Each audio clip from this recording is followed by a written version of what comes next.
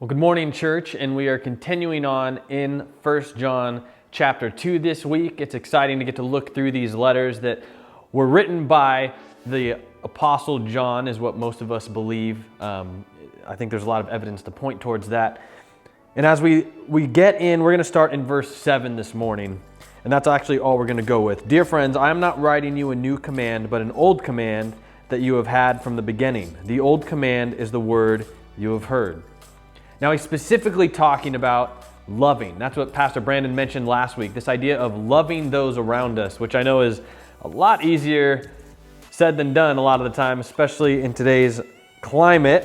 But as we read that, I think what's important for us to remember, and it's the reason we did the Bible series over the summer and focusing on the whole Bible as a narrative, that for some reason, we think of like God as almost two different people. Like there's the Old Testament God and the New Testament God. When the reality is, God hasn't changed. He's revealed more of who He is as time's gone on, so we get a clearer picture, and we see that throughout the New Testament. Jesus coming was a much clearer picture of a lot of things that had been talked about in the Old Testament.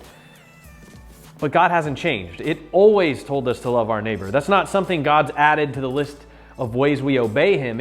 It was always there. And when you look in Leviticus chapter 19, Deuteronomy 6, you see it talking about loving your neighbor. And there are plenty of other Old Testament examples of where that's what God called people to do. And so we are to love our neighbor, and that's something that's throughout Scripture, Old Testament, New Testament.